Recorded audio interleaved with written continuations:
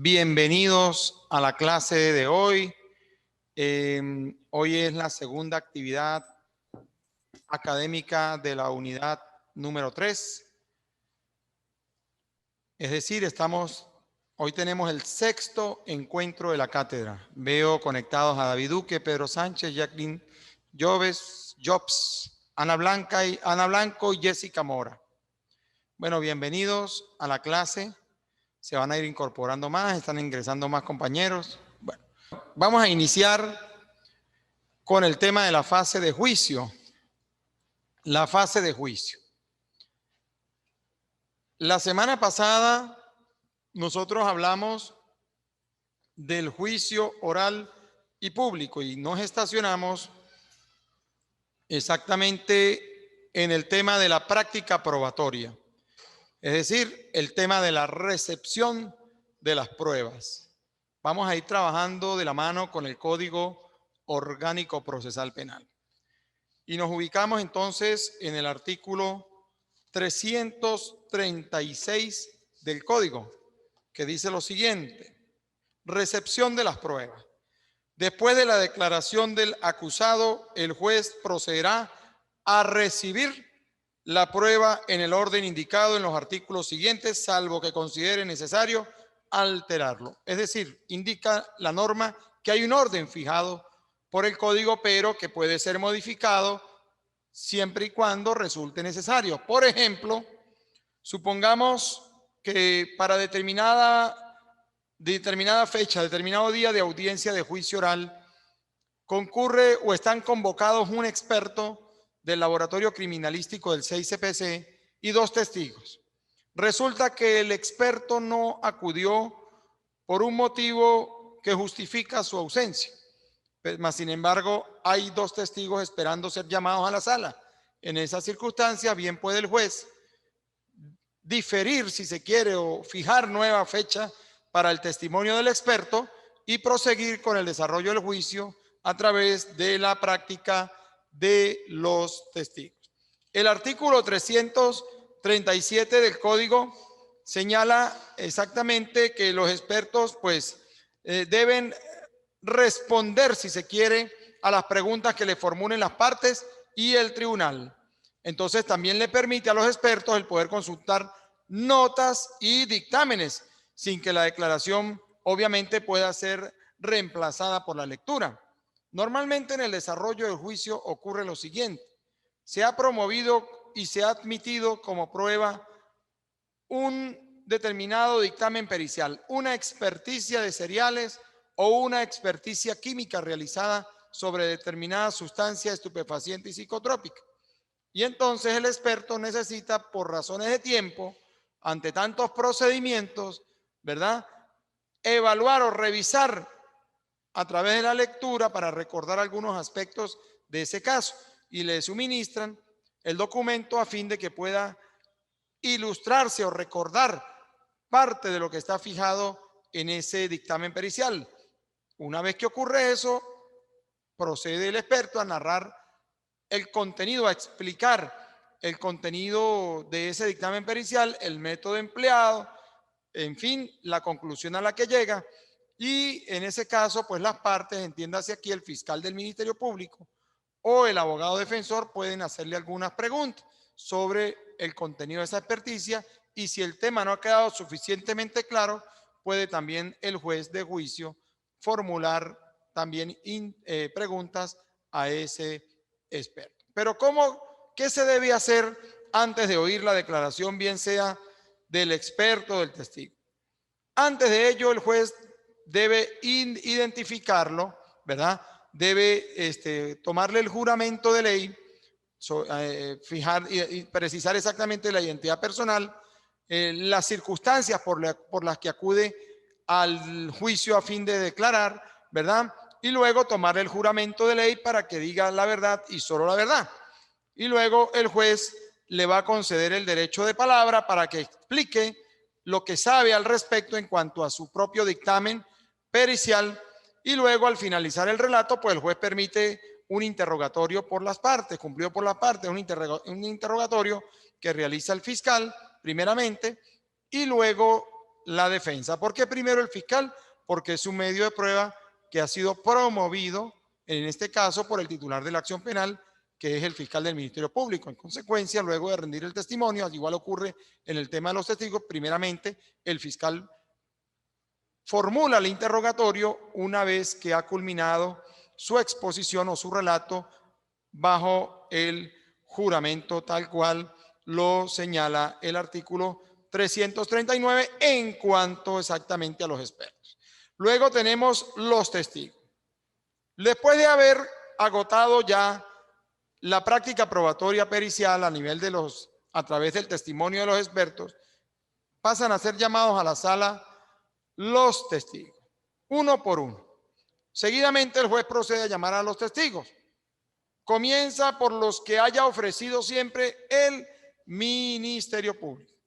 Luego continúa por los que hayan sido propuestos por el querellante en caso de que la víctima se haya querellado y haya presentado una acusación particular propia, ¿verdad? Y luego concluirá con los testigos que han sido promovidos por la defensa del acusado, ¿verdad? Pudiendo, como dije antes, el juez alterar ese orden cuando él lo considere necesario para el mejor esclarecimiento de los hechos. Entonces, es importante también que el tribunal, a través de la figura del alguacil, esté muy pendiente en los sitios donde puedan estar ubicados los testigos que van a ir al juicio oral, a evitar que estos se puedan comunicar entre sí y tampoco permitir que se puedan comunicar con personas que no son parte del juicio, ni permitirle ver lo que ha dicho determinada persona en una entrevista que haya sido incorporada a la investigación en la fase preparatoria, ni ser informados tampoco de lo que esté ocurriendo en ese momento en tiempo real en el desarrollo del debate. Es importante que se mantenga en buen resguardo cada testigo a fin de que éste pueda deponer en el desarrollo del juicio sin ningún tipo de influencia que pueda modificar el conocimiento que debe trasladar a través de la palabra ante el juez de juicio penal. Después de rendir la declaración, ya el juez dispondrá si estos testigos deben continuar en la antesala o si por el contrario se pueden retirar de la sede judicial. Entonces, más allá de todo eso, pues el incumplimiento de la incomunicación pues no impide la declaración del testigo, pero el tribunal apreciará siempre la circunstancia de la valoración de la prueba. Fíjese, supongamos que en el pasillo del tribunal el alguacil se descuidó y permitió que un testigo se comunicara con otro. Por favor, cierren el micrófono, por favor. ¿Sí? Puede darse el evento de que un testigo que estaba próximo a entrar a la sala ha sido abordado por el testigo que salió luego de poner en la sala de juicio. Bueno, más allá de todo eso, no inhabilita la presencia del testigo en el desarrollo del debate. El testigo deberá concurrir igualmente a la sala, rendir su relato, suministrar su relato y tendrá que someterse al interrogatorio de las partes, al igual que del juez en caso de considerarlo necesario, y ya luego el juez al final del juicio, ya cuando él se retira para evaluar cada una de las pruebas practicadas, pues él le dará el valor que considere, tomando en consideración la información que ha suministrado, ¿verdad? Y tendrá que calibrarla con lo señalado por otros testigos, por otras pruebas practicadas, a fin de verificar si resulta favorable, si resulta cierto lo que el testigo dice o si por el contrario ha percibido un relato falaz, influenciado por algún aspecto subjetivo de él que haga que el juez no se vea obligado a darle el valor que a lo mejor estima la fiscalía en este caso, o si se trata de un medio de una prueba testimonial de la defensa, el valor que la defensa ha pretendido para el presente o para el juicio que se está desarrollando en este caso. Al finalizar el rato, pues obviamente el juez está en la obligación de habilitar el interrogatorio directo al testigo, ¿verdad? Entonces, normalmente, ¿quién debe iniciar el interrogatorio? si el testigo es del Ministerio Público, pues es el fiscal el que debe iniciarlo. Y si es un testigo promovido por la defensa, pues quien debe iniciar el interrogatorio luego del testigo relatar el conocimiento de los hechos, pues corresponderá a la defensa iniciarlo para luego cederle la oportunidad al fiscal del Ministerio.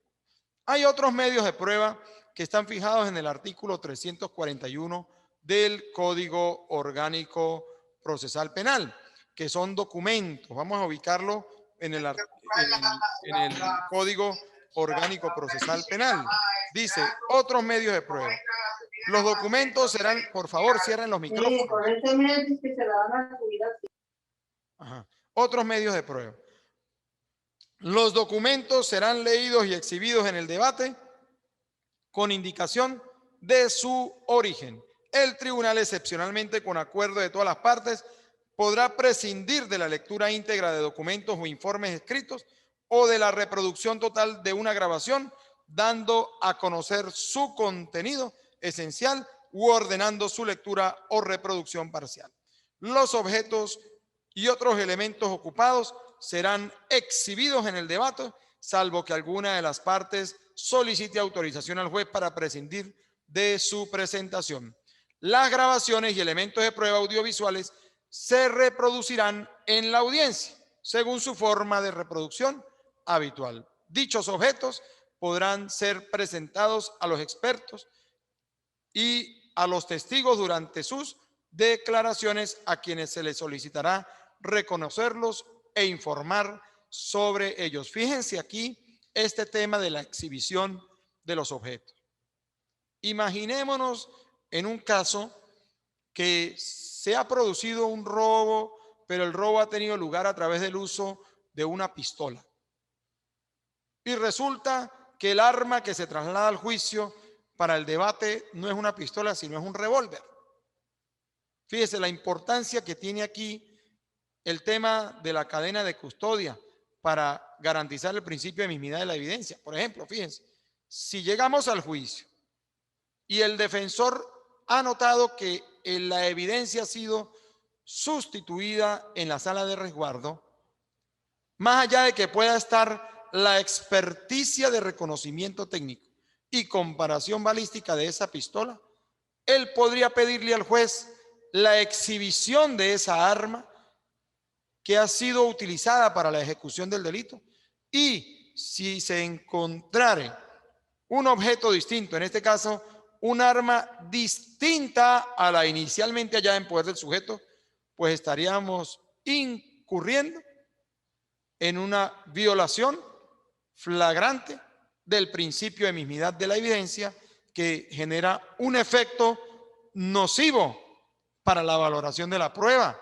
¿Por qué? Entraríamos dentro del concepto que nos fija lo que siempre les digo, la nulidad.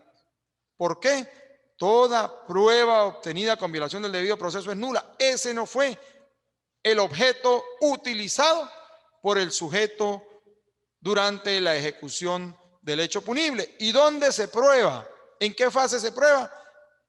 En la etapa del juicio oral y público. Y entonces, si no estamos demostrando allí que el arma que se retuvo es la misma que se está exhibiendo en la sala, pues hay una duda razonable y el juez perfectamente podría, al final, si no está suficientemente acreditado el hecho, a través del testimonio, más allá de estar en cuenta de la ejecución del robo, pues podría fácilmente presumir que se han producido malos manejos en el contexto de ese proceso, y toda duda pues favorece al sujeto activo del delito. Entonces, allí nos encontramos con el 341, pero hay un tema también muy importante, que es el de las nuevas pruebas, que está en el artículo 342 del Código Orgánico. Miren, este es un temita que hay que tener muy en cuenta. Durante el desarrollo del juicio oral y público, pudiese surgir una prueba no conocida en la fase preparatoria y por ello no promovida en la fase intermedia. Es decir, el conocimiento de ese testigo, el conocimiento de ese objeto se está produciendo en el desarrollo del debate de juicio oral y público. Y entramos allí en la esfera de las nuevas pruebas. Entonces, allí podría el tribunal, bien sea a petición de cualquiera de las partes o de manera directa de oficio, plantear u ordenar la práctica o la recepción de esa nueva prueba en el desarrollo del juicio. ¿Por qué? Porque nace producto de circunstancias que resultaban desconocidas en la fase de investigación y menos aún conocidas para la fase intermedia, pero que es necesario traer al juicio para poder aclarar lo que realmente ha ocurrido. Entonces aquí, cuando el tribunal de manera oficiosa, si las partes no se lo han requerido, puede perfectamente, en fundamento del artículo 342 del Código Orgánico Procesal Penal, ordenar que esa prueba sea practicada, sea escuchada, en el caso de ser una persona, en el desarrollo del debate del juicio oral, sin que ello implique que el juez esté reemplazando la tarea propia de las partes en el ámbito de la carga de la prueba. Ojo con eso. Eso lo habilita y el Código Orgánico Procesal Penal. Y luego, pues, determinada toda la fase receptiva de las pruebas, se han incorporado las pruebas, el testimonio de los expertos, se han incorporado el testimonio, se han practicado el testimonio de los testigos directos que han observado el hecho y de los indirectos en caso de que hayan sido promovidos, pues también se incorporan por su lectura todo lo que son las actas de inspección, los dictámenes periciales, los informes, en fin, y luego de haberse practicados todo ese andamiaje probatorio, pues viene ya la discusión final. Terminada la recepción de pruebas, pues el juez le concede el derecho de palabra primero al fiscal. Si estamos ante un juicio iniciado por un delito de acción pública, ¿verdad? Entonces, primero el fiscal, como titular de la acción penal. Ahora, si hay un querellante o una persona que haya presentado en representación de la víctima una acusación particular propia, pues también tendrá derecho a hacer, a fijar su postura sobre el cierre del juicio y también al defensor para que expongan pues cada una de estas sus propias conclusiones. Y luego se le otorga al fiscal y al defensor la posibilidad de poder replicar, ejercer la réplica. La réplica tiene que realizarse en todo caso con relación exclusiva a las conclusiones. Si el fiscal hace sus conclusiones y el defensor hace sus conclusiones, cuando venga la réplica del fiscal sobre las conclusiones de la defensa y de la defensa sobre las conclusiones del fiscal, por decirlo así, tienen que concretarse en el contexto de lo que se ha dicho en las conclusiones y no pueden traerse en ese cierre aspectos, en el tema de la réplica y contrarréplica, aspectos no fijados en las conclusiones que han hecho en este caso las partes. Allí podría perfectamente el juez decirle a esa parte que está fijando su réplica o su contrarréplica, decirle que debe hacerlo exclusivamente sobre el contexto de las conclusiones que han sido presentadas. Si está presente la víctima y desea exponer, bueno, al final, una vez que han hecho ya las partes, han fijado sus conclusiones, pues le dará el derecho de palabra en caso de que sea una víctima indirecta porque se ha producido la muerte del familiar en la ejecución de ese hecho que está siendo objeto del juicio, o la misma víctima directa en caso de que se trate de un delito en el que no se haya afectado la vida de él, por supuesto. Entonces esa persona puede presentarse en el juicio al final, después de que las partes han hecho sus conclusiones, para que exprese lo que de bien considere sobre lo ocurrido al juez de juicio. Y finalmente, el juez le va a preguntar al acusado si tiene algo más que indicar en fundamento pues de lo previsto en el artículo 343 del Código Orgánico Procesal Penal, y luego de ello decretará cerrado ya el debate.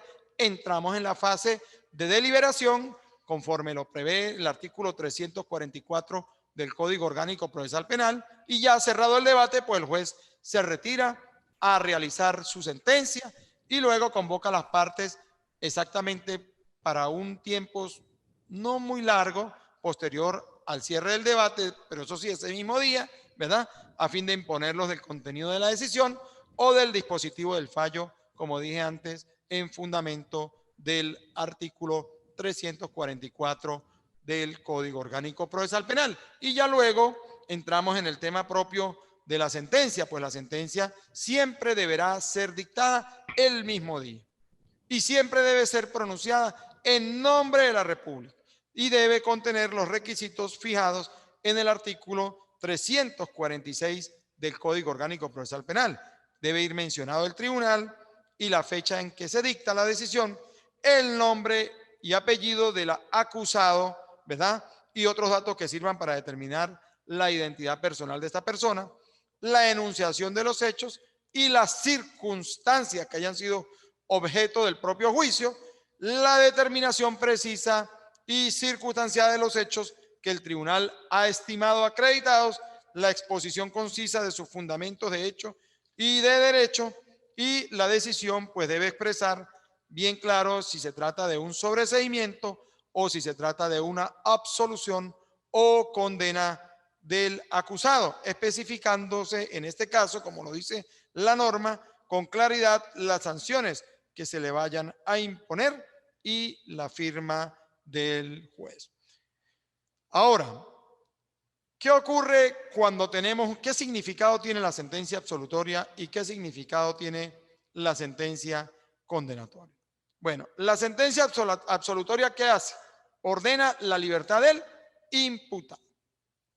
Aquí yo entro a discutir un tema que puede ser objeto de un trabajo de tesis, inclusive de tesis para cualquier posgrado, y es el tema del efecto suspensivo.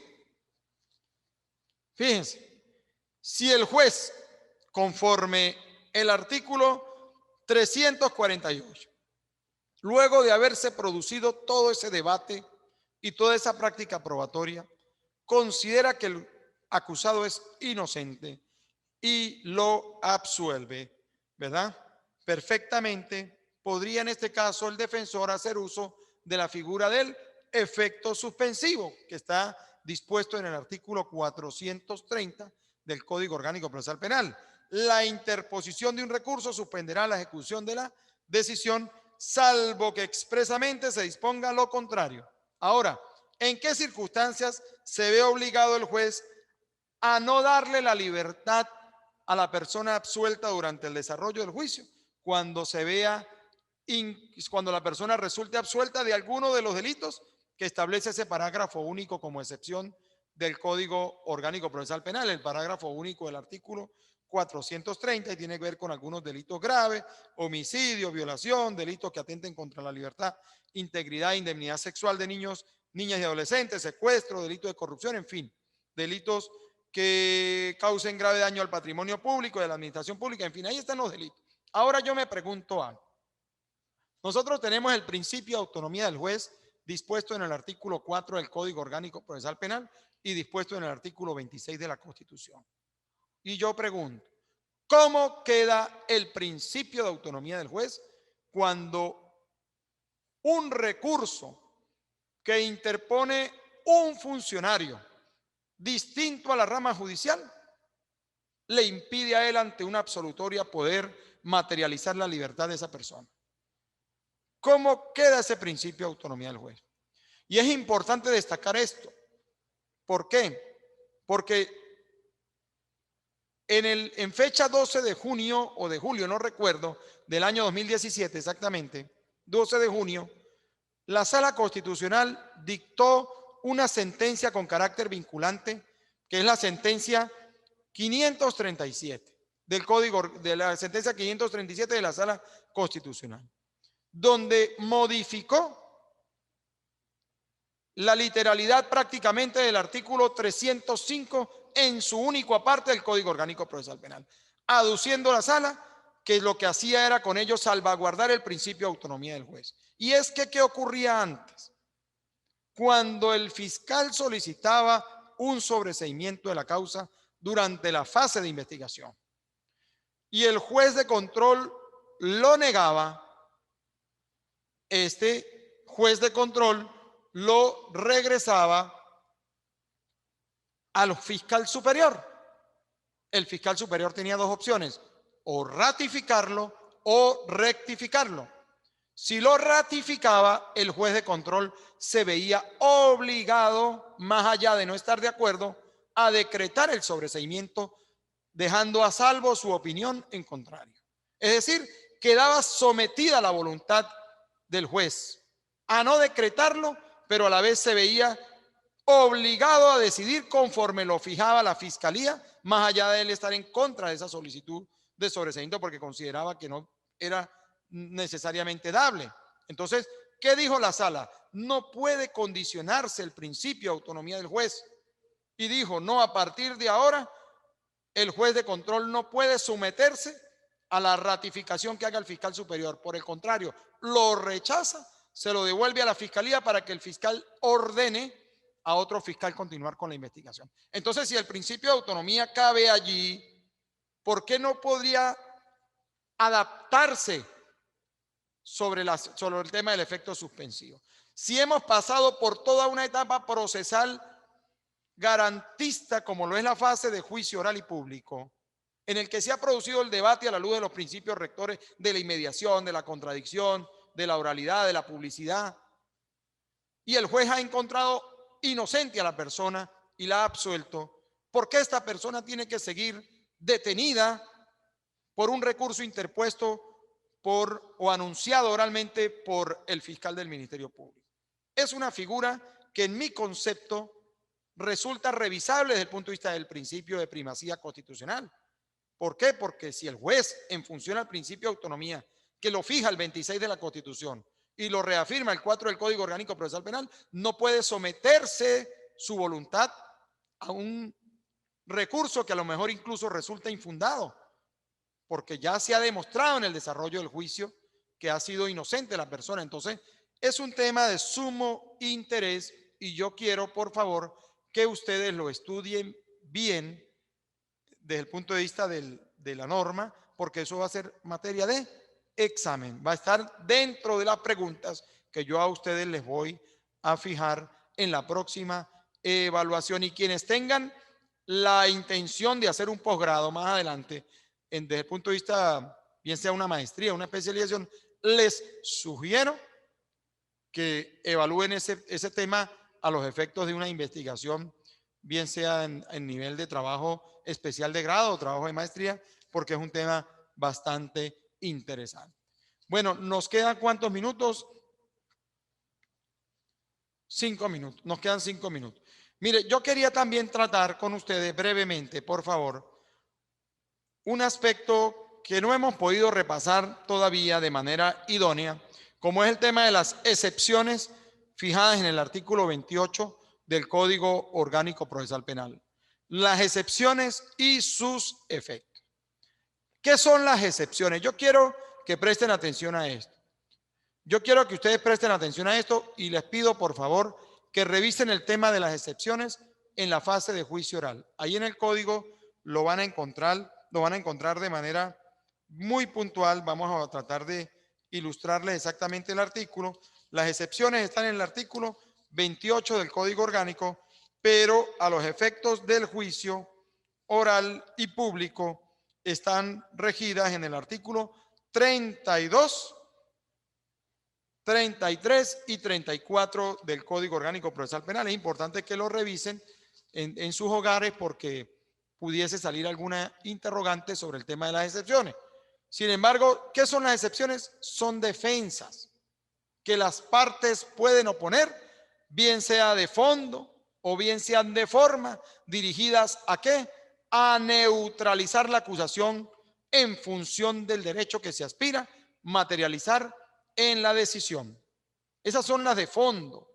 Y las de forma son de tipo estrictamente procesal, destinadas a lograr la improcedencia o la extinción del proceso por su no adecuación a las normas legales que lo regulan, procurando siempre pues detener de manera provisional o definitiva el ejercicio de la acción penal que en este caso hace el fiscal del Ministerio Público por ser el titular en fundamento del mismo artículo 285 del Código Orgánico Procesal Penal, pero deben ser revisadas por ustedes estrictamente en lo que respecta al tratamiento de la fase de juicio que están dispuestas en el artículo 32 del Código Orgánico Procesal Penal. Sin embargo, yo para la próxima clase que vamos a tener exactamente en el tema de la unidad 4, les voy a hablar tanto de las nulidades en especificidad como de las excepciones. Sin embargo, a los fines de la evaluación próxima que vamos a tener,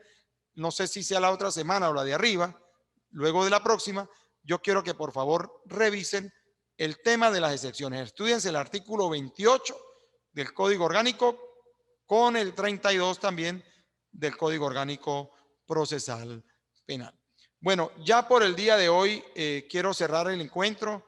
Quiero agradecer la presencia de ustedes, a Ana Blanco, a David Duque, a Harold Torres, a Claudia, a Jessica Mora, a Jacqueline Hobbs, a Pedro Sánchez, a Rubí Vaso y a otros que están conectados en el aula. Agradecer la presencia de ustedes la tarde de hoy.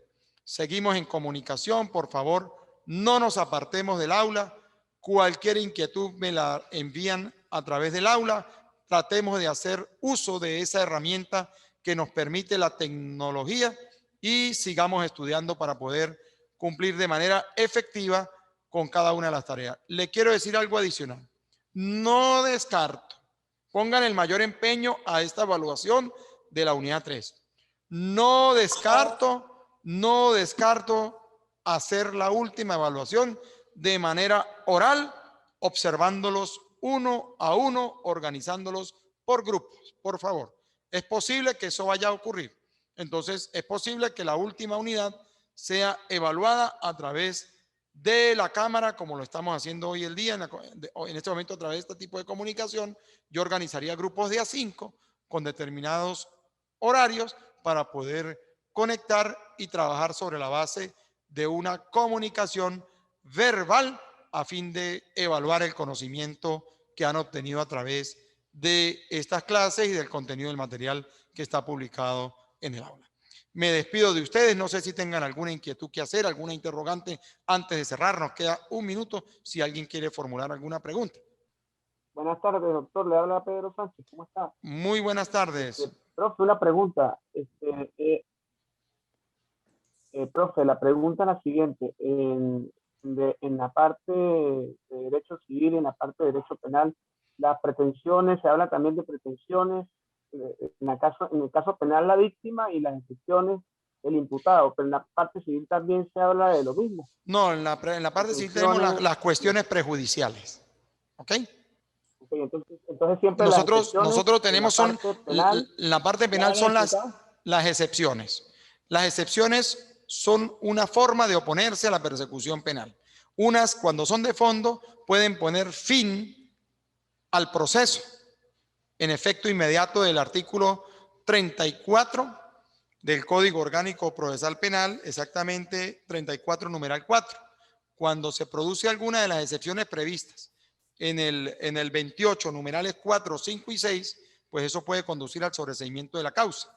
Pero claro, eso no es materia propia para el examen de esta unidad 3. O sea, yo lo que quiero es que por lo menos manejen lo básico con relación a la oportunidad en que se pueden interponer las excepciones en la fase de juicio oral y público, y para eso les estoy pidiendo que lean el artículo 32 del Código Orgánico Procesal Penal. Pero en materia penal son las excepciones como formas de oposición a la persecución penal, y también tenemos las nulidades.